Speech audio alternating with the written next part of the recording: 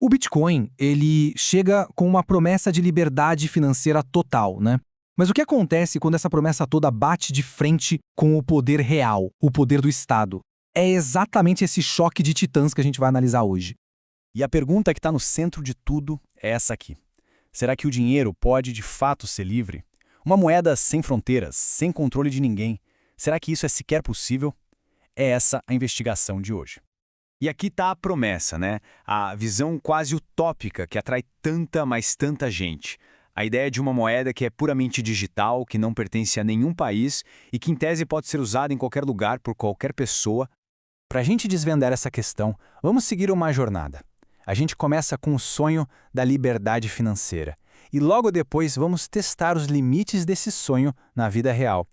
Vamos entender por que o dinheiro é, na verdade, uma ferramenta do Estado, a psicologia que alimenta toda essa crença e, claro, o que acontece no cenário final, quando o sistema quebra. A sedução é muito poderosa. Imagina só, uma moeda que não pode ser inflacionada por um banco central ou confiscada por um governo. É a promessa de se proteger da desvalorização que governos causam quando imprimem dinheiro. A promessa de ser o único soberano sobre o próprio patrimônio.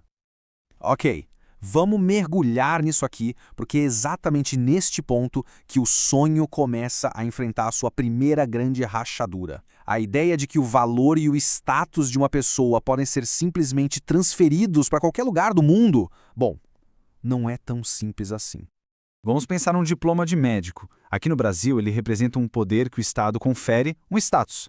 Mas e se a gente tentar usar esse mesmo diploma para clinicar lá nos Estados Unidos? Não vale. Ele não tem valor lá sem o reconhecimento do Estado americano. O poder do diploma não cruzou a fronteira. E olha, o mesmo princípio se aplica direitinho ao dinheiro. Alguém com reais tenta comprar uma casa na Suíça.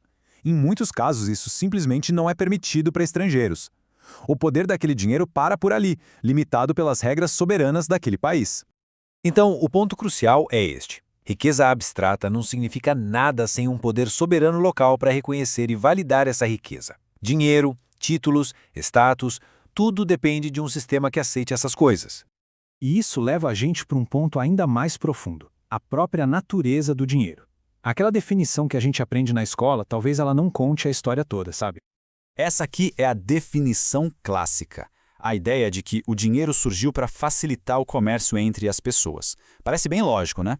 Mas e se a origem for outra? Completamente diferente. Agora, o que é realmente interessante aqui é essa contra-argumentação. A ideia de que o dinheiro não surgiu para o comércio, mas sim como uma representação de uma relação de poder que já existia, que foi criada e é controlada pelo Estado. É o Estado que define quem pode dirigir, quem pode ser médico ou advogado, quem é dono do quê. O dinheiro é só mais uma dessas ferramentas de controle. É o selo que o Estado usa para modular as relações de poder dentro das suas fronteiras.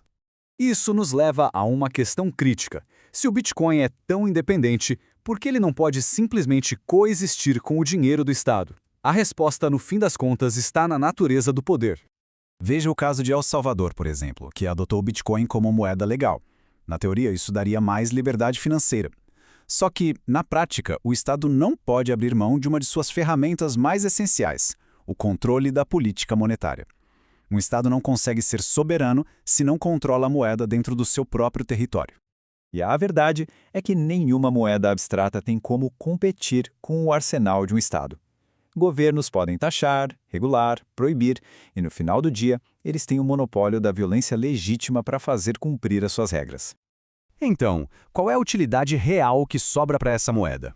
O argumento aqui é que, sem o reconhecimento do Estado, a principal função das criptomoedas acaba sendo operar nas brechas do sistema, virando uma ferramenta para atividades como, por exemplo, lavagem de dinheiro. Certo. Então, se a lógica de uma moeda totalmente independente parece falha, por que tanta gente é tão apaixonada por ela? Agora, a análise muda um pouco. Sai do o quê e vai para o porquê, explorando o elemento humano da coisa.